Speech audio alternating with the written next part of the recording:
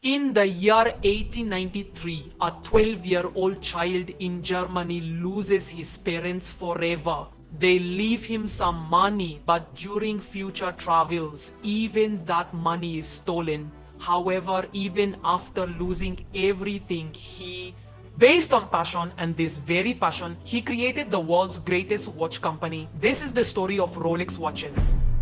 In Germany, after the death of his parents, 12-year-old Hans Wilsdorf had become an orphan and there was only darkness in his future. In such a situation, the relatives sold Hans's parents' business and put him in a boarding school. During school, he made friends with a boy from Switzerland who told a lot, and knowing all this, a voice came from within Hans that his future was in this industry. So in 1900, at the age of only 19, he left Germany and headed towards Switzerland. In Switzerland, they got a job at a watchmaking company called Kuno Korten, where their work was to ensure the accuracy of several hundred pocket watches daily. In checking this work, he developed a passion for making perfect watches. In 1903, he decided to settle in London, but during this journey, a huge accident happened to him. All 33,000 he received from his parents. It was a significant setback, but they had no option but to keep moving forward. After reaching London, he took a sales and marketing job at another watchmaking company, and in the next 2 years, he learned about manufacturing, sales, and most importantly, consumer behavior in the watchmaking industry. And to change this situation, at the age of 24, he decided to start his own watchmaking business.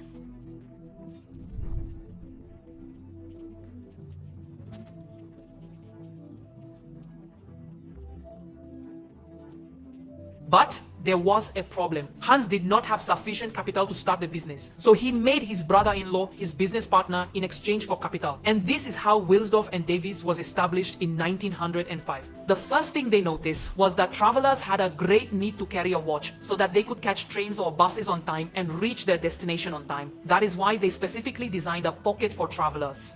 Decided to make it, they kept the size of this watch smaller compared to normal watches so that travelers could easily carry it, and along with that, this watch pouch was made of high quality leather so that it would look premium and during traveling.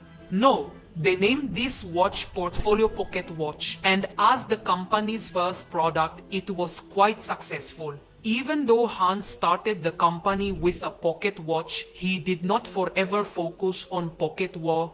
This is why Hans now put his entire focus on making world-class wristwatches. The problem was that customers of that time were not ready to accept wristwatches. Their perception was that wristwatches were only worn by females. But Hans wanted to change this perception of customers. In 1906, they launched silver and gold wristwatches in the market, whose straps were not leather but gold and silver, resembling bracelets. Moreover, they did not call these watches wristwatches but pre. Bawai sampai pan Jacobi bibin dami biri bibi tas amibi ki ipas tamin chuate. During this time, Hans observed that in the market all watches had the name of the maker written on them, but Hans wanted their watches to have their own name, a name so short that it would fit neatly on the watch face and could be easily pronounced in any language. They combined different alphabets to create more than 100 names, and that's how a pleasant sounding name came to their mind. That name was, in 1908, he had it trademarked. Even today, wristwatches are used not only for telling time but also to enhance our overall looks and personality. However, even an expensive watch cannot boost your looks and confidence if your teeth are misaligned or have gaps, because a perfect smile and well-aligned teeth are very important for a first impression. It is important. A common solution for teeth alignment is getting metal braces, but they are very painful to wear and look unattractive. There are also many food restrictions and maintaining oral hygiene becomes difficult. That is why Tutsi has introduced invisible teeth alignment. Not starting was decay at teeth that aligns your crooked teeth and also closes the gaps between teeth. Compared to traditional braces, their treatment time is also shorter, approximately 6 to 12 months, and because they are invisible, no one will know that you have them on. Also, there is no pain in using them, and finally, they can be easily removed while eating. Making them is quite simple too. Just download the Tutsi app on your phone and their free 3D teeth scan. Book this scan at your home or at Tutsi's experience centers, whichever is convenient for you. Then, in a few days, your customized aligner this cute, they will be delivered to you in a little red box. Tutsi has designed the smiles of more than 300,000 Indians thanks to their revolutionary product and customer service, so there is a guarantee of results. So click on the link in the description and download the Tutsi app to book your free 3D scan. Right now, the sales of Rolex watches were quite good, but their problem with accuracy was still not completely solved. Actually, wristwatch movements were quite small, which is why no one succeeded in creating a perfectly accurate movement.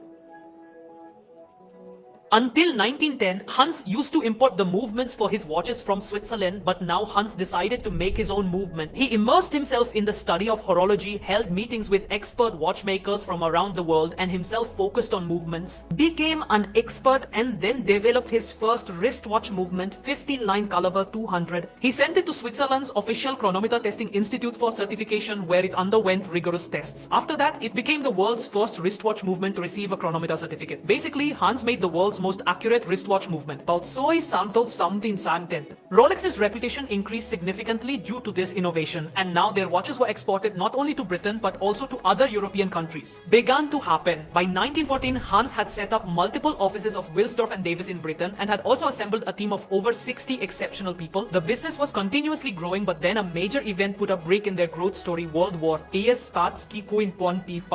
To cover the cost of the war, the British government imposed a 33% export duty on watches, causing Rolex prices to increase by 33% overnight compared to foreign competitors, and their sales crashed. To survive this crisis, Hans had to his entire house. The company had to shift from Britain to Switzerland. Until then, Rolex was only the name of their watch brand, but after coming to Switzerland, they named their company Rolex Watch, were limited, and several business operations were restarted from zero. Due to the war, the luxury watches market had crashed, but then Hans observed a very interesting trend. Suddenly, there was a demand for wristwatches from the armies fighting in World War I. There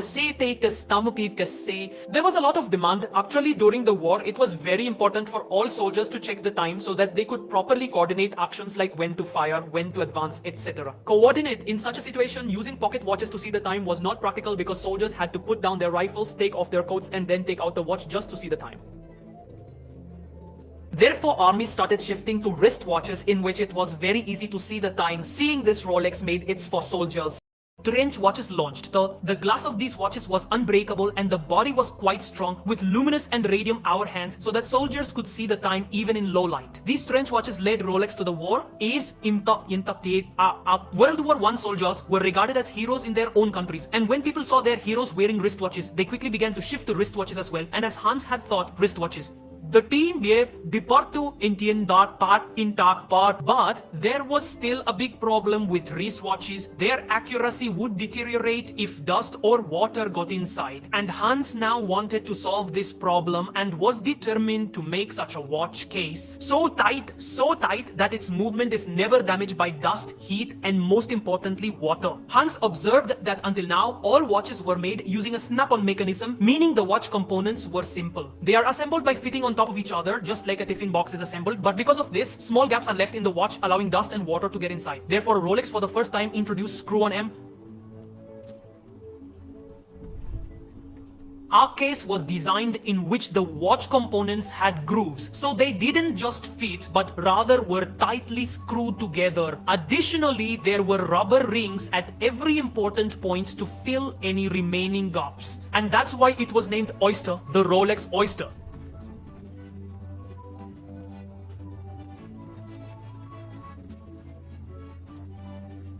This watch, launched in 1926, was revolutionary and therefore needed revolutionary marketing to promote it. Hans found out about a swimmer named Mercedes Glides who claimed to be the first to swim across the English Channel. But many people dismissed her claim as false. So to prove herself, she declared that she would cross the English Channel again, and this time the whole world. Hans contacted Mercedes in front of the media and offered her to become the first Rolex brand ambassador. To promote the waterproof capabilities of the Rolex Oyster, Mercedes was going to keep the watch attached to her necklace during her swim. The start of their attempt was quite good, and after swimming for about 10 hours, they had covered around 8 of the English Channel. She covered a significant distance, but unfortunately, she was exhausted afterward, so she was rescued at that point. Her swim was not successful, but when the Rolex Oyster was checked, it was in perfectly working condition. Even after the unsuccessful attempt, Mercedes Glides became popular everywhere due to her efforts, and along with her, the world's first waterproof also became popular. Watch Rolex Oyster. Hans also featured Mercedes and Rolex together in their ads. Moreover, Hans displayed the Oyster inside a fish tank with real fishes at all Rolex retailers. In 1928, he hired Miss Evelyn Leigh, a top British actress, as a brand ambassador. In these ads, Evelyn wore the Rolex Oyster and displayed her hand inside a fish tank.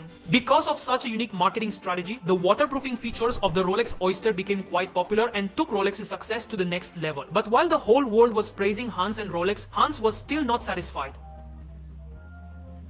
Actually, at the time, watches were completely mechanical, meaning they were powered not by a battery but by a word pretest that's simple Inusphere. It was provided by the mainspring. Basically, the crown of the watch had to be wound to tighten this mainspring. Once fully tightened, this spring would slowly unwind and drive the hands of the watch. Simply speaking, it worked exactly like a wind-up toy. These watches had to be wound every 2 days, and if the crown wasn't properly tightened after winding in the Oyster case, water could get inside. Therefore, Hans's next goal was to make a fully automatic watch. Hans worked for years to solve this problem, kept working, and finally invented the perpetual rotor. It was basically a semicircular rotor that moved a full 360 degrees inside the watch. This rotor could rotate up to a full circle. It was connected to the mainspring through multiple gears. In daily life, when the person wearing the watch moved their hand or wrist, the rotor would rotate, and then through the gears this energy would be transferred, ultimately tightening the mainspring. It means merely wearing the watch would wind the mainspring. This watch could automatically run perpetually, and hence it was named the Rolex Oyster Perpetual. There had been many attempts to make such automatic watches before, but Rolex was the first to make it so successfully. The Perpetual made Rolex and Hans Wilsdorf legends in the watchmaking world, but then in 1939, a great trouble arose, World War II. Due to the war, the supply chain worldwide was disrupted and Rolex's sales crashed again. Despite all the difficulties over the next few years, Hans ensured the survival of Rolex. But then another tragedy occurred. In the year 1944, his wife passed away. The last 6 years were the most challenging time of Hans's life, but from facing such challenges since childhood, he had developed a fighter mindset. Therefore, he regrouped his energy and got back to the work in which he were the world's best, meaning making world-class watches. In 1945, Rolex completed its 40th anniversary, and on this occasion, they launched the Rolex Datejust, which was the world's first automatic waterproof watch that also included a date. It looked impressive, but there was a problem. Some people complained that due to the small date display, they had difficulty seeing the date. As always, Hans set about finding a solution. It is said that one day on his watch, a drop of water, a drop fell, which made the date appear magnified. Taking inspiration from this, they added a 2.5 times magnifying glass on the Datejust watches, and this problem was solved. By 1960, Rolex had launched several more revolutionary watches like the Rolex Explorer in 1953, which was basically a strong and unbreakable watch made for mountaineers and explorers so that they wouldn't have to worry about the watch getting damaged. In 1955, Rolex's GMT Master was launched, which had a rotating bezel. This watch was mainly for pilots because pilots need to track different time zones while flying, and they could do so through this bezel. And finally, in 1960, Rolex's an experimental watch named Deep Sea Special was launched, which was designed to withstand the extreme water pressure of the deep sea. In 1960, to test it, the deepest known ocean at that time, Point, which was about 11,000 meters deep, it was taken there, and even at that depth, it was working perfectly. With this, Rolex positioned itself as a watcher, had established itself as the king, whether it was the height of Mount Everest or the deepest point of the ocean. The capability to deal with every extreme condition in the world was with only one watch brand, and that was Rolex. Hans achieved with Rolex all those things that no other watchmaker could even dream of achieving. In 1960, at the age of 79, Hans Wilsdorf bid farewell to the world but left behind a watch brand that made him immortal forever. This story. If you like this video, I would recommend that you watch the next video, and to get your free 3D teeth scan, download the Tutsi app now. The link is in the description and pinned comment below.